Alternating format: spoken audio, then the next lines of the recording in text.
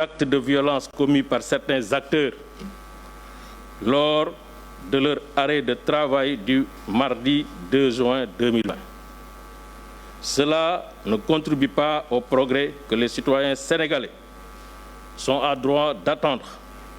de ce secteur vital et structurant, le secteur des transports terrestres. Les responsables, je l'espère, seront identifiés et les responsabilités situées afin que ces faits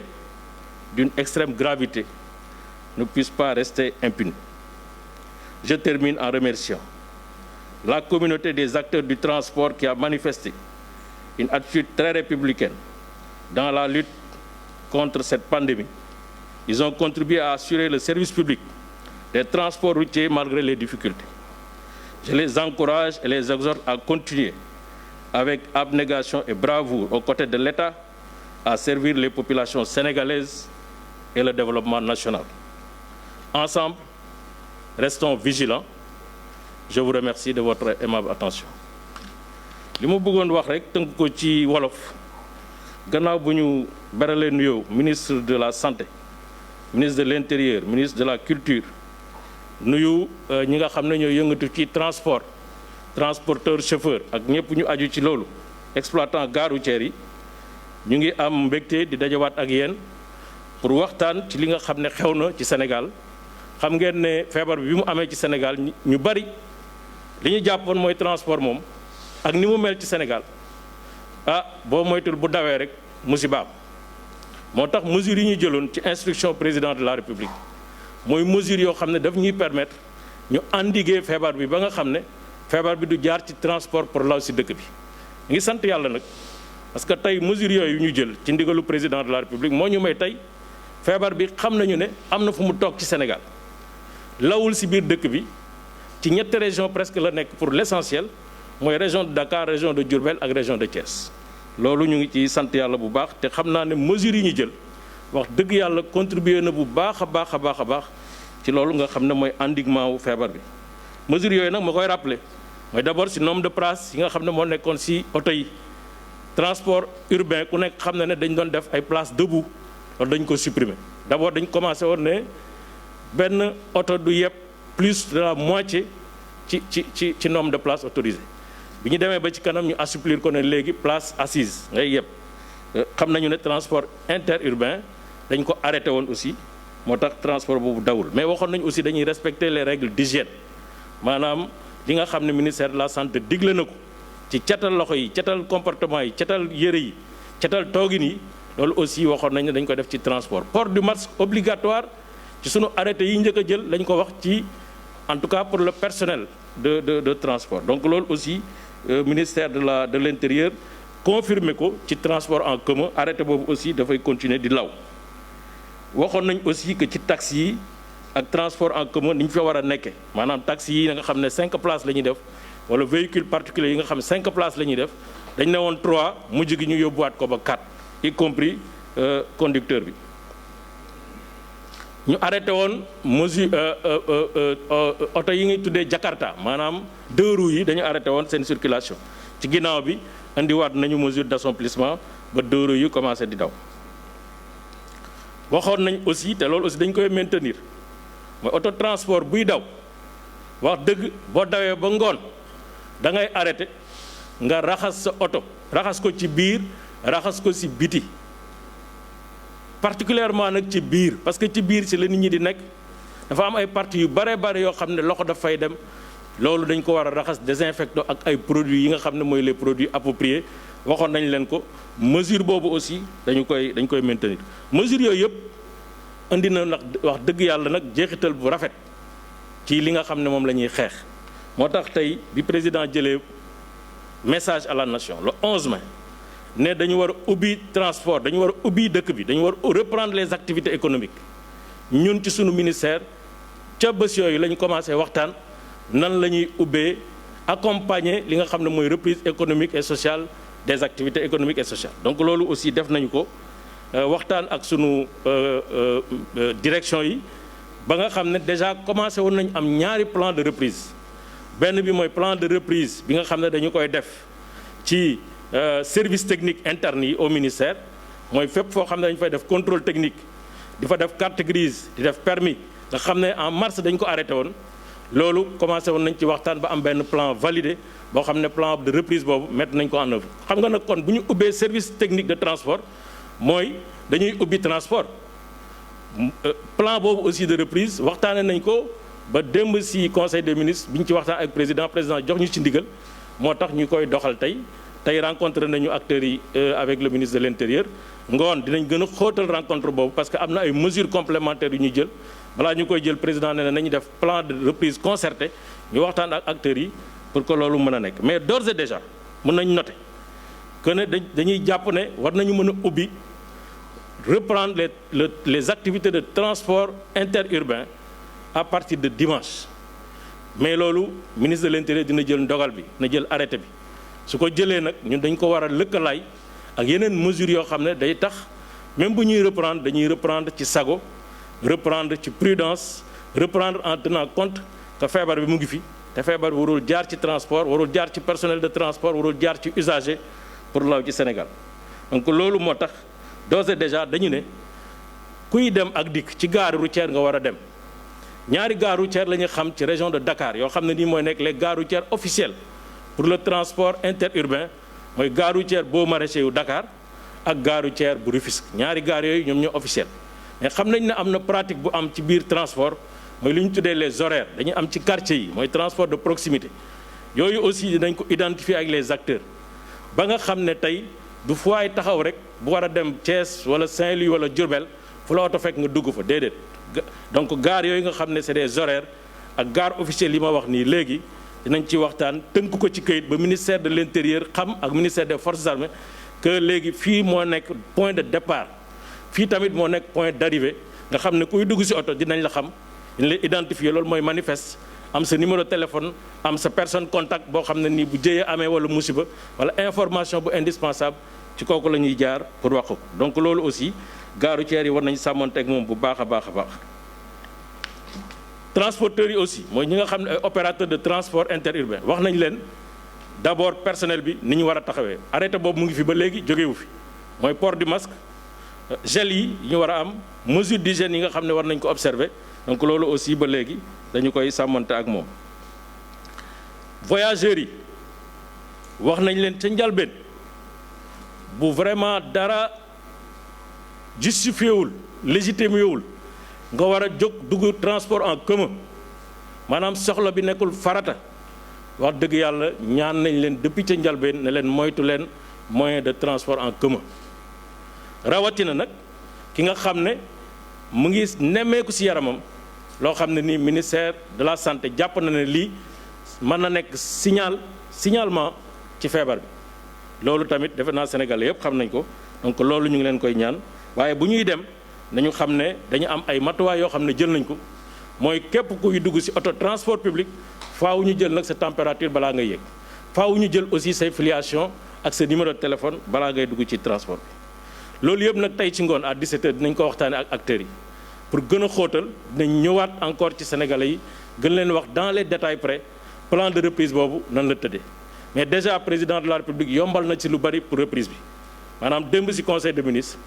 dafa jël enveloppe 3 milliards de francs CFA yokk ko ci li nga xam ne jagle woon na ko acteuru transport yi loolu nag ñu ngi ko ci sant di ko gërëm bu baax te dina yombal yëf yi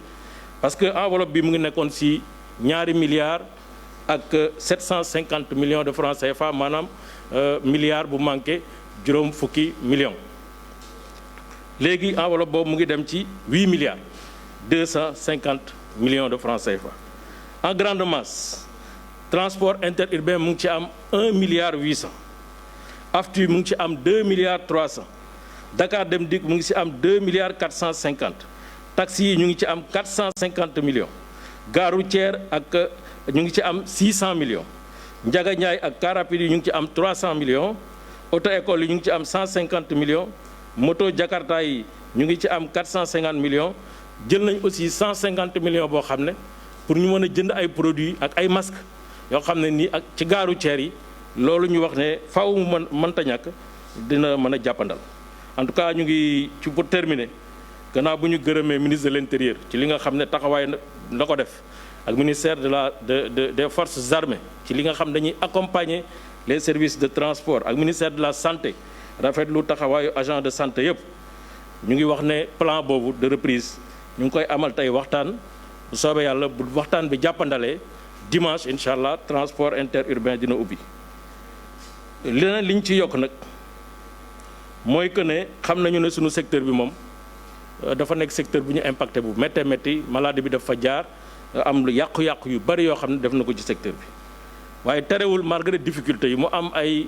doomu Sénégal yoo xam ne ñoom ñooy les investisseurs dans le transport ñooy jël seen xaalis jënd matériel ñoom ñooy jël ay emploi di leen fay wax dëgg yàlla terewul malgré métti métti yi ak restriction yi dañu continuer di assurer le service public de transport avec dignité et courage loolu nag war nañu leen a kañ bu baax rafetlu seen taxawaay gërëm leen ci sant leen ci waaye am na ñeneen ñoo xam ne dañuy def naka su dul noonu te am na ñoo xam ne barka démb def nañu ay arrêt de travail yemuñu ca arrêté wuñu seen liggéey dañu dem ci ay carrefour wala ci ay yoon def ay yàq au nom de syndicalisme loolu nag dañ koy ñaawlu bu baax a baax a baax tey am yaakaar ne comme dëkku droit la ñu nekk responsabilité dinañ ko situer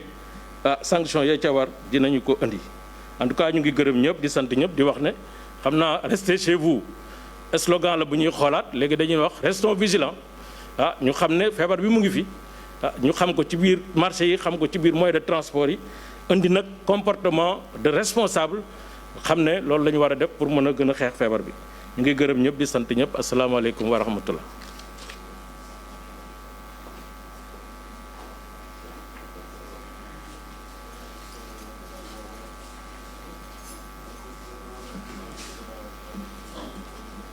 Monsieur le ministre de la Santé, Monsieur le ministre de l'Intérieur, Monsieur le ministre des Transports, vous savez que Son Excellence, Monsieur le Président de la République, protecteur des arts et des lettres, a alloué, dans le cadre des forces Covid-19, 3 milliards de francs CFA au secteur des arts et de la culture, au sortir du Conseil des ministres du mercredi 3 juin 2020. Je voudrais, à cette occasion, saisir l'opportunité de ce point de presse pour lui adresser, au nom des acteurs de la culture, notre profonde gratitude pour ce geste hautement apprécié qui va aider à atténuer les effets du Covid-19 sur le secteur des arts et de la culture. Pour la gestion de ces ressources, 2 types d'organes sont prévus. Un comité de pilotage qui aura pour mission de définir les orientations et les mécanismes de gestion du fonds, sa répartition par sous-secteur, mais également de superviser et de contrôler son utilisation par les différents bénéficiaires, en veillant à la transparence et à l'équité.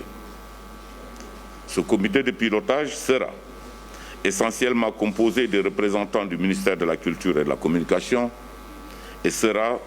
dans un souci d'inclusion et de transparence, ouvert aux représentants des différents sous-secteurs choisis par les acteurs. 2. Des sous-comités sectoriels qui auront pour mission de définir la liste des bénéficiaires en suivant des critères d'éligibilité conjointement arrêtés avec les acteurs. Ces sous-comités concernent les secteurs du cinéma, du livre, de l'édition, du patrimoine culturel et des arts. En termes de planning, d'ores et déjà, des instructions ont été données à mes services pour finaliser les concertations avec les acteurs afin que, dès la semaine prochaine, les bénéficiaires puissent commencer à percevoir leurs appuis. Je voudrais aussi assurer l'ensemble des acteurs que je veillerai à ce que tous les concernés puissent être pris en compte dans une démarche et une concertation relative à la gestion des fonds. C'est aussi l'occasion pour moi de me réjouir du rôle éminemment important joué par les acteurs culturels et des gens de la presse dans la sensibilisation et la lutte contre le Covid-19 et les inviter à persévérer dans cette dynamique car le combat n'est pas encore gagné. Sur quoi je vous remercie. Alors maa ngi leen di nuyu ñëpp sant ñëpp xam ngeen ne taarixu réew mi moo jagleel président de la république wattu ak aada ak cosaan si biir loolu xam ngeen ne encore une fois depuis feebar bi dugg ci Sénégal président de la république ak l'ensemble du gouvernement war nañu yëpp solidarité boo xam ne nation bi am na ko foog naa loolu lu ñu war a rafetlu ci secteur yëpp nag dëmb nag ci conseil des ministres bu dëmb président de la république boo xam ne moom moo tànk xulóor yëpp mu jël décision ñëw encore appuyer monde de la culture et des arts ci 3 milliards de francs nu ñu koy organiser mooy def nañu ñu finaliser discussion sous comité sectoriel xam ngeen aada ak cosaan secteur yu bëri la ëmb ci sous comité yooyu yoo xam ne ak de manière inclusive ñëpp ñoo doon ensemble pour xalaat ñu définir ñu d'accord ci critères yi dinaa jox leen benn exemple par exemple lépp luy loo xam ne mooy art visuel loolu pare nañ ko ba pare parce que ñoom proposition yu ñu defal mooy xam nga ñu yëpp ñu nekk art visuel xam ngeen ne ren la biennale des arts muy biennale boo xam ne bu taxu la lu àdduna yëpp am yoo xam ne ñu ngi koy considéré comme 5e biennale bi ci àdduna ci 250 biennale yu am biennale boobu amul te biennale yooyu ak foire yooyu moom mooy jox possibilité ñëpp ñoo nekk ci art visuel ñu mun a jaay seen créativité ñu mun a jaay seen comme marché yooyu amatul moo tax ñu ne ñu doter les édifices publics ñooñu lu ñuy def maanaam mooy suñu leen définiree montant bu ñu leen di alloué ñoom dañu créer benn commission au niveau national commission boobu moom mooy ne Dakar par exemple suñu ne Dakar mooy 50% des populations donc 50% seen budget yooyu nañ ko jël pour jënd ay édifices ay art pour mun a jox ko édifice public yi suñu demee su ma joxee exemple Saint-Louis su fekkee Saint-Louis mooy Y% de la population Y% du budget yi day dem foofu su fekkee Tamba c'est Z% de la population Z% yooyu ñoom ñooy dem foofu pendant yu mel noonu lañ mën a def lu mel noonu tam la ñuy def si loo xam ne moom mooy livre moom mooy édition jërëjëf.